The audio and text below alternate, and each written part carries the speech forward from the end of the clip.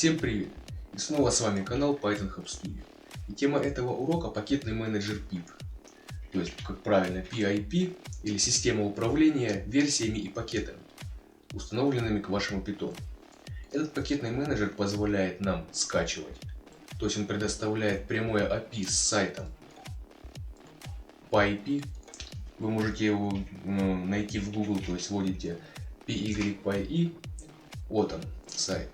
Сайт, на котором собраны все пакеты и модули для Python, которые можно скачать дополнительно. У всех их может быть разное лицензирование, то есть это свободная лицензия на распространение или использование, или с какими-то ограничениями, но видео не об этом. Итак, пакетный менеджер PIP. Сейчас постепенно рассмотрим, как с ним работать и какие могут быть проблемы в его использовании, то есть ошибки и так далее. Те, кто использует Python версии 3.4 и выше, пакетный менеджер PIP идет в комплекте с Python, он уже установлен. То есть, чтобы это проверить, вы заходите в папку, где у вас установлен Python. Например, у меня Python находится на диске C, Program Files. Вот он, Python 38.32. И пакетный менеджер PIP находится в папке Scripts. Вот он. Здесь три файла: PIP, PIP3 и PIP 3.8. На самом деле это все три абсолютно одинаковые файла. Просто они названы по-разному. С какой целью? На компьютере может быть установлено большое количество питонов. Python версии 2, Python версии 3, Python версии 3 такой-то и так далее. Там 3.8, 3.7. Соответственно, если у вас один Python, вы просто здесь в командной строке запускаете его по команде pip. К примеру, вы хотите установить какой-то дополнительный модуль, например, pinstaller. Для этого вы прописываете pip пробел. Команду install, вот она, обратите внимание, то есть введя просто pip, в командной строке высвечиваются команды, которые у него есть. То есть install, uninstall удалить, просто скачать. Сейчас это там кое-что мы из этого рассмотрим. То есть pip install, ставите пробел и указываете имя пакета, который вы собираетесь установить. То есть pip install pinstaller. Pinstaller. И нажимаете Enter. И pinstaller устанавливается у вас при помощи пакетного менеджера pip в папку lib site packages. То есть здесь будут все пакеты, которые вы устанавливаете. Он сюда это делает автоматически. Но с нюансами. Обратите внимание, если у вас все зависит от того, в какое место у вас установлен Python. Если у вас установлен Python в папку пользователя, то есть это диск C, пользователи, там какой-то пользователь, потом где-то здесь там она скрытая locals и так далее, вы запускаете командную строку просто. Если у вас Python установлен в Program Files, вам необходимо запускать командную строку от имени администратора, потому что Program Files системная директория, и туда, чтобы внести изменения, нужны повышенные права доступа. То есть вы запускаете командную строку от имени администратора и здесь записываете ту же самую команду. Никуда переходить не надо, то есть этот путь абсолютно нормальный. Вы прописываете pip install pinstaller. Потому что, смотрите, у меня Python сейчас Program Files, я нажимаю в обычной командной строке установить pinstaller. И смотрите, что произойдет. Сейчас происходит подключение на сайт, загрузка всех компонентов и его установка. Произошло предупреждение о том, что частично компоненты попали не в ту папку. Вот она. AppData, Roaming, Python и так далее.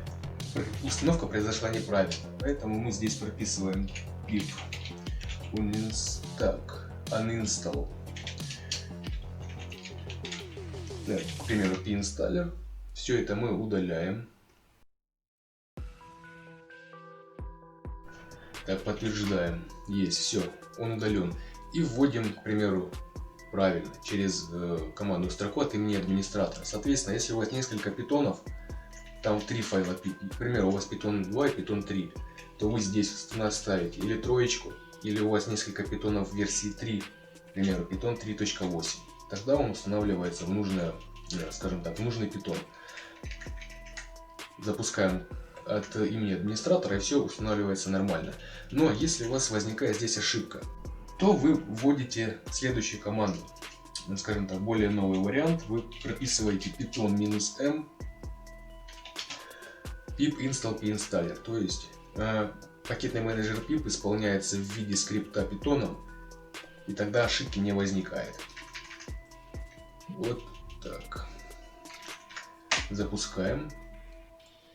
И сейчас pinstaller установится в нужное нам место. То есть в наш Python версии 3, в Program Files, все как положено. Он у нас будет в папке libs site packages и так далее. Все, видите, предупреждения никакого нет. Успешная установка.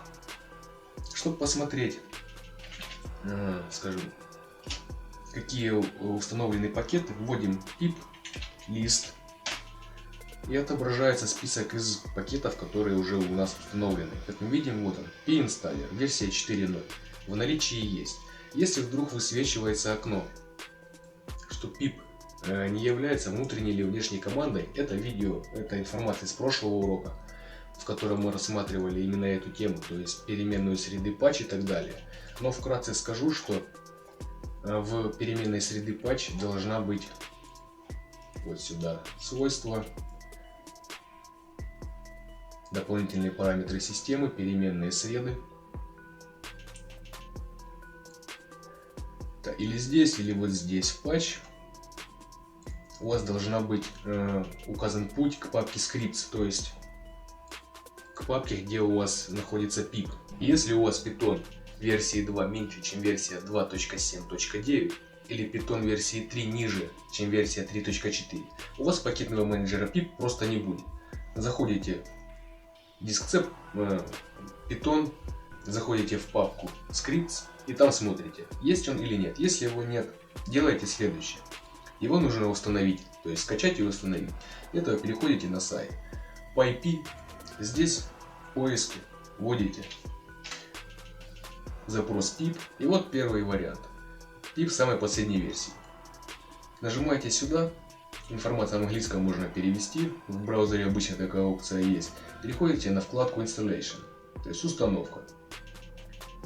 Здесь на вкладке перечислены варианты, как это можно сделать. Рекомендую следующий, как наиболее простой. Открываете вот эту ссылочку на файл get.pip.py.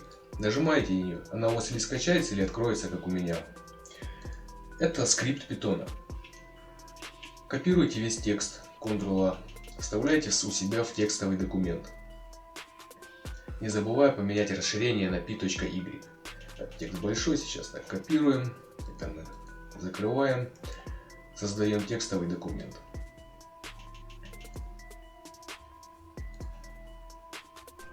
После того, как мы создали текстовый документ, заходим в него и вставляем весь этот текст.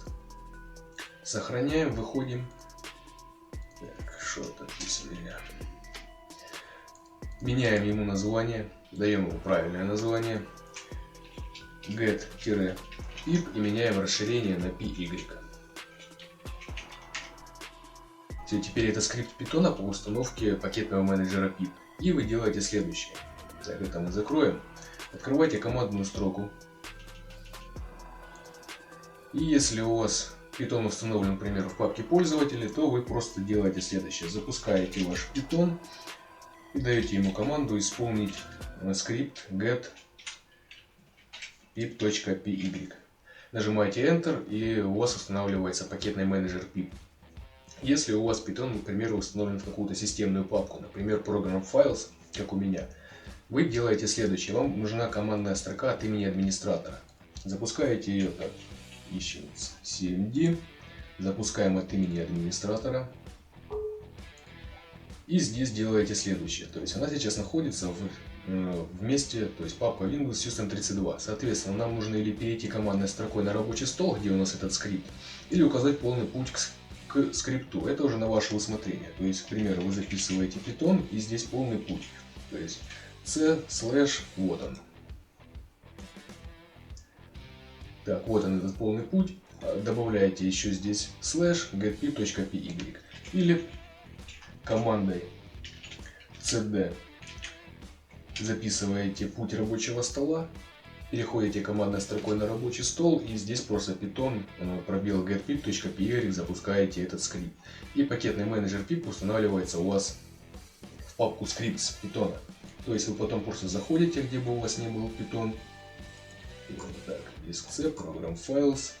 Так, у меня вот здесь. И смотрите, папка scripts. Здесь у вас должен быть вот хотя бы один значочек запуска pip. И чтобы он работал, то есть потом заходите и проверяете. Опять открываете командную строку. Вводите команду pip. Если здесь высвечивается окошко, что pip не является внутренней или внешней командой, вам нужно добавить в переменную среды patch путь к папке scripts. То есть вот сюда program files, где она тут у нас, так, Python 3832, папка scripts, вот этот путь копируете и заходите вот сюда, компьютер, свойства. На всякий случай покажу еще раз, более подробно об этом всем в другом уроке. То есть, дополнительные параметры системы, переменные среды и, к примеру, здесь в патче, где у вас там путь к питону, или здесь, где она тут, открываете на измене и добавляете путь к пакетному менеджеру pip. Здесь пути указываются без пробелов через точку с запятой. То есть у вас должно выглядеть вот так. То есть, вот путь к питону, а вот путь через точку с запятой к папке scripts. Добавляете туда и сохраняете. И еще несколько замечательных моментов по поводу работы с этим пакетным менеджером. То есть, к примеру, мы уже с вами разобрались. С обычной командной строки или командная строка от администратора зависит от вашего случая. То есть, к примеру, pip install, допустим, там pinstaller. Если удалить, к примеру, вам нужно тот же самый pinstaller, вы записываете uninstall. Так. То есть он его удаляет в таком случае. Если возникает ошибка, еще раз повторяю, здесь дописываете Python-m. Если у вас возникает ошибка, что Python, что пакетный менеджер необходимо обновить, вы записываете следующую команду. В данном случае она записывается четко так. Записывается команда Python-m, в данном случае это обязательное условие. Pip, два прочерка, upgrade, pip, и нажимаете Enter. Эта команда обновляет ваш pip до последней актуальной версии. И последнее, что я хотел указать, к примеру, запуская pip, у вас срабатывает следующее, то есть выскакивают возможные команды, которые можно использовать. Кроме установить и удалить какой-то пакет, очень хорошая опция freeze. То есть, смотрите, что она делает. Вы запускаете пакетный менеджер pip, записываете эту команду, ставите знак больше и указываете имя текстового документа. К примеру, по умолчанию ему дается имя requirements, то есть так, requirements .txt. Но на самом деле здесь можно дать совершенно любое имя. Например, давайте ему дадим имя test.txt. И нажимаете Enter. Что делает эта команда? Создается текстовый файл, в котором перечислены все модули и пакеты, которые были установлены. То есть, к примеру, вы работаете над каким-то проектом, используете какое-то виртуальное окружение, или вот вы, к примеру, установили новый Python, создали свой проект и так далее, и вам нужно этот проект отправить на другой компьютер, на другой Python, но у вас было импортировано и скачано очень много дополнительных пакетов. Вы создаете такой файл, здесь перечислены все пакеты, которые были установлены. Соответственно, из этого файла потом их все можно быстренько установить Причем, обратите внимание, они все здесь структурированы и указана их версия, потому что версии постоянно обновляются, но в вашем проекте использовалась какая-то конкретно.